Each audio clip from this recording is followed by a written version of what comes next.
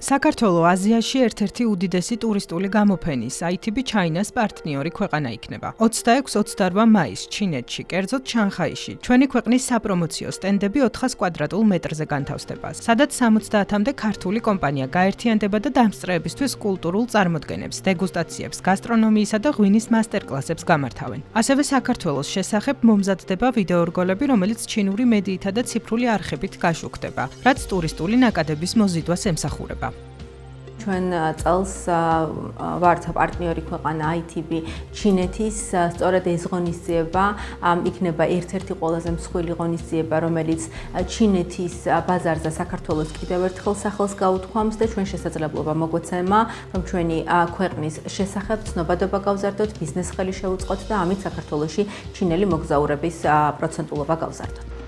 სწორედ ორ ქვეყანას შორის თანამშრომლობის გაღრმავებისა და საქართველოში ერთობლივი ტურების მოწყობის მიზნით ჩინეთის მსხვილი ტურისტული კომპანიები საქართველოში ტურიზმის სექტორის გასაცნობად ჩამოვიდნენ. ვიზიტისას ისინი ქართველ კოლეგებს B2B ფორმატის ფარგლებში შეხვდნენ, რომელსაც ჯამში 20-მდე ჩინური კომპანიისა და 40-მდე ქართული კომპანიის წარმომადგენელი დაესწრო.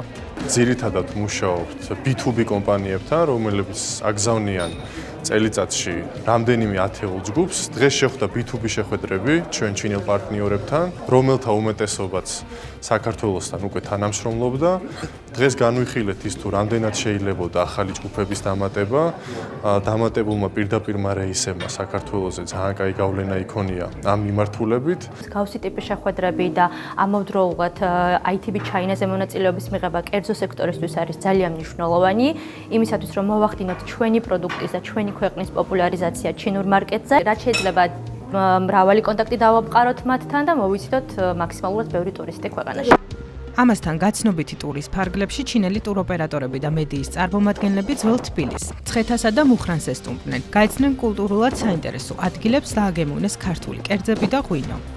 ძველმა თბილისმა ჩემზე დიდი შთაბეჭდილება მოახდინა. რაც შეეხება ITB-ს, ვფიქრობ ეს საერთაშორისო ტურისტული პლატფორმა დაეხმარება როგორც ჩინელ, ასევე მსოფლიოს სხვადასხვა წერტილიდან ჩამოსულ ტურისტებს იმოგზაურონ საქართველოში და აღმოაჩინონ მრავალფეროვანი ბუნებით და კულტურით გამორჩეული ქვეყანა. საქართველოსთან დაკავშირებით ჩემი პირველი შთაბეჭდილება თბილისის ისტორიული უბანია, სადაც ერთმანეთს ერწყმის აზიური და ევროპული სტილი. ამიტომ საქართველო ჩინელი ტურისტებისთვის ერთდროულად ნაცნობიც არის და უცხოც. ვფიქრობ საქართველოს მონახულება ძალიან ბევრ ჩინელ მოგზაურს მოუნდება.